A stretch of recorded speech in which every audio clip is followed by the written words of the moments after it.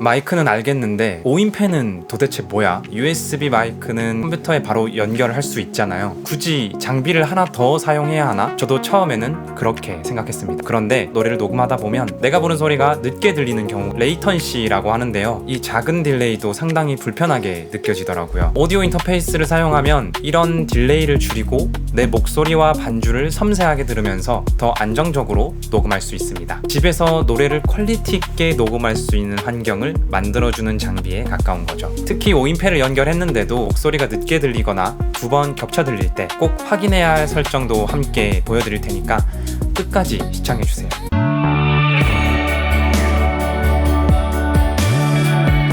집에서 노래를 녹음할 때 5인패가 필요한 이유. USB 마이크는 컴퓨터에 바로 연결할 수 있어서 간단하게 목소리를 녹음하기에는 편리한 장비입니다. 하지만 반주를 들으면서 보컬을 녹음하는 과정은 단순히 목소리만 컴퓨터에 담는 것과는 조금 다릅니다. 노래를 부를 때는 반주와 내 목소리를 함께 들으면서 박자와 음정, 목소리의 크기와 호흡까지 계속 확인해야 하기 때문입니다. 그런데 내가 부른 목소리가 헤드폰에서 조금이라도 늦게 들리면 반주의 박자를 맞추기도 어렵고 내가 어느 정도 크기로 부르고 있는지도 정확하게 느끼기 어려워집니다. 이 상태로 여러 번 녹음하다 보면 노래에 집중하기보다 늦게 들리는 내 목소리에 자꾸 신경을 쓰게 되더라고요. USB 마이크도 제품에 따라서 다이렉트 모니터링을 지원하기도 하지만 제품의 성능이나 드라이버, 연결 방식에 따라서 큐베이스나 DAW에서 사용할 때 레이턴시가 생기거나 입력과 출력 설정이 불안정한 경우가 있습니다. 반면 오디오 인터페이스는 처음부터 큐베이스 같은 녹음 프로그램에서 마이크로 들어오는 소리와 헤드폰으로 나가는 소리를 안정적으로 관리할 수 있도록 만들어진 장비입니다. 다이렉트 모니터링이라는 기능으로 오디오 인터페이스에서 헤드폰으로 바로 보내줍니다. 그래서 내가 부르는 목소리를 거의 딜레이 없이 들으면서 반주에 맞춰 조금 더 편안하게 녹음할 수 있습니다. 또 나중에 원하는 마이크가 생기면 오디오 인터페이스는 그대로 두고 마이크만 바꿔가며 사용할 수도 있습니다. 결국 오디오 인터페이스는 내 목소리를 제대로 들으면서 안정적으로 노래를 녹음하기 위한 중심 장비에 가깝습니다. 큐베이스에서 반주를 들으며 커버곡이나 내 노래를 꾸준히 녹음하고 싶다면 오디오 인터페이스를 사용하는 것을 추천합니다. 그럼 지금부터 오디오 인터페이스에서 무엇을 연결하고 어떻게 설정해야 하는지 함께 알아보겠습니다. 마이크와 헤드폰 연결하기. 연결 구조는 생각보다 간단합니다. 마이크는 오디오 인터페이스에 연결하고 오디오 인터페이스는 컴퓨터에 연결합니다. 그리고 녹음할 때 사용할 헤드폰도 오디오 인터페이스에 연결하면 됩니다. 오늘 보여드리는 제품은 포커스라이트 스칼렛 솔로 4세대인데요.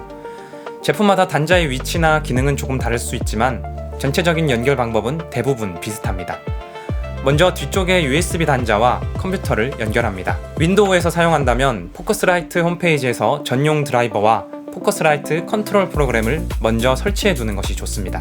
그래야 큐베이스에서 오디오 인터페이스를 제대로 선택할 수 있습니다.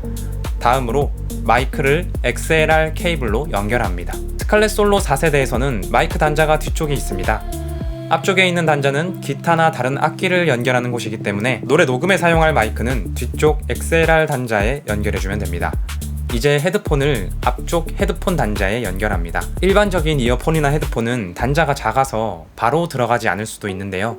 이때는 3.5mm 단자를 6.35mm로 바꿔주는 변환 젠더를 사용하면 됩니다. 스피커가 있다면 뒤쪽 왼쪽과 오른쪽 출력 단자에 연결할 수 있지만 처음 노래를 녹음하는 단계에서는 헤드폰만 있어도 충분합니다.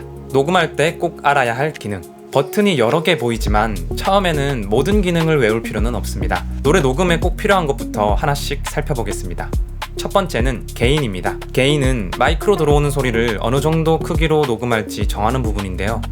스칼렛 솔로 4세대에서는 마이크가 2번 입력이기 때문에 2번 게인 노브를 사용합니다. 게인을 맞출 때는 작은 목소리로 시험하기보다는 실제로 노래할 때 가장 크게 부르는 부분을 한번 불러보는 것이 좋습니다. 목소리가 들어오면 게인 주변에 불빛이 들어오는데요. 초록색이 주로 들어오도록 맞추고 빨간색이 들어온다면 소리가 너무 크게 들어오고 있다는 뜻이니까 게인을 조금 내려줍니다. 빨간색으로 녹음된 소리는 나중에 볼륨을 줄여도 찌그러진 소리가 남을 수 있기 때문에 처음부터 여유있게 받는 것이 좋습니다. 두 번째는 48V 팬텀 파워입니다. 이 버튼은 모든 마이크에 무조건 켜는 기능은 아닙니다. 콘덴서 마이크는 작동하는데 전원이 필요하기 때문에 마이크를 먼저 연결하고 게인을 낮춘 다음 48V를 켜줍니다. 다이나믹 마이크는 48V를 켜지 않아도 됩니다. 내 마이크가 어떤 종류인지 모르겠다면 제품 설명서에서 48V가 필요한지 먼저 확인해 보는 것이 좋습니다. 세 번째는 다이렉트 모니터링입니다. 오늘 영상에서 가장 중요하게 볼 기능인데요.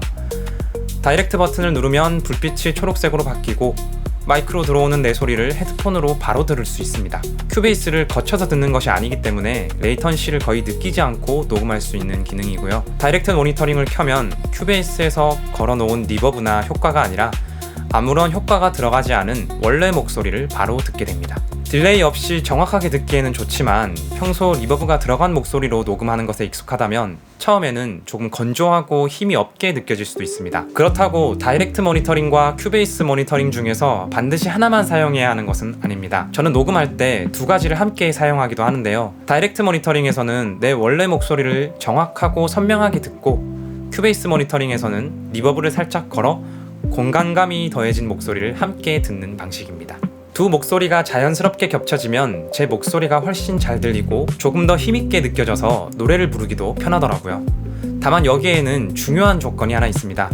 큐베이스를 통해 들어오는 목소리가 다이렉트 모니터링보다 늦지 않도록 체감되는 레이턴시를 최대한 줄여놓아야 합니다. 레이턴시가 큰 상태에서 두 모니터링을 동시에 켜면 목소리가 자연스럽게 하나로 들리는 것이 아니라 두 번 들리거나 울리는 것처럼 느껴져서 오히려 노래하기 더 어려워질 수 있습니다. 그럴 때는 우선 큐베이스의 모니터링을 끄고 다이렉트 모니터링만 사용하는 것이 가장 간단합니다. 그리고 영상 뒤에서는 큐베이스의 버퍼 사이즈를 조절해서 레이턴시를 줄이고 두 가지 모니터링을 함께 사용하는 방법도 직접 보여드리겠습니다. 네 번째는 볼륨입니다. 여기서 많이 헷갈리는 부분이 있습니다. 이 큰 노브는 뒤쪽에 연결한 스피커의 소리를 조절하고 헤드폰 표시가 있는 작은 노브는 내가 듣는 헤드폰의 소리를 조절합니다. 이 노브를 올린다고 해서 녹음되는 목소리가 커지는 것은 아닙니다. 녹음되는 목소리의 크기는 게인, 내가 듣는 크기는 헤드폰 볼륨으로 구분해서 생각하면 쉽습니다. 에어 기능도 있지만 처음부터 꼭 사용할 필요는 없습니다. 마이크의 소리를 조금 더 밝게 만들거나 질감을 더해주는 기능인데요. 먼저 에어 기능을 끈 상태로 녹음해보고 나중에 직접 비교해본 뒤 내 목소리에 더 잘 어울리는 쪽을 선택해도 충분합니다. 큐베이스에서 포커스라이트 설정하기. 이제 장비를 연결했으니 큐베이스에서 사용할 오디오 장비를 선택해보겠습니다. 상단 메뉴에서 스튜디오 설정으로 들어갑니다. 왼쪽에서 오디오 시스템을 선택하고 아시오 드라이버를 포커스라이트 USB 아시오로 바꿔줍니다. 다음은 키보드의 단축키 F4 버튼을 이용해서 오디오 연결로 들어갑니다. 마이크 한 개로 노래를 녹음할 것이기 때문에 입력은 스테레오가 아니라 모노로 만들어줍니다. 스칼렛 솔로 4세대에서는 마이크가 2번 입력에 연결되어 있으니 장치 포트도 인풋 2로 선택합니다. 출력은 스테레오로 만들고 왼쪽과 오른쪽을 출력에 연결합니다. 이제 프로젝트 창에서 모노 오디오 트랙을 하나 추가하고 방금 만든 마이크 입력을 트랙의 입력으로 선택합니다. 빨간색 녹음 준비 버튼을 켜주면 이 트랙에 목소리를 녹음할 준비가 됩니다. 큐베이스의 다이렉트 모니터링을 사용하려면 옆에 있는 스피커 모양 버튼은 켜두겠습니다. 이 상태에서 큐베이스의 녹음 버튼을 누르고 노래를 부르면 트랙의 목소리가 파형으로 나타나게 됩니다. 실제로 녹음하기. 이제 반주를 큐베이스로 가져오고 헤드폰을 착용합니다. 마이크와는 우선 한 주먹 정도의 거리를 두고 시작해보세요.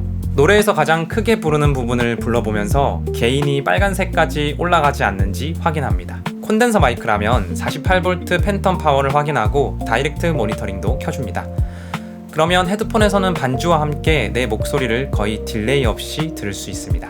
여기까지 됐다면 집에서 노래를 녹음하기 위한 기본 환경은 완성된 것입니다. 처음부터 모든 기능을 외우거나 복잡한 설정을 다 알아야 하는 것은 아닙니다.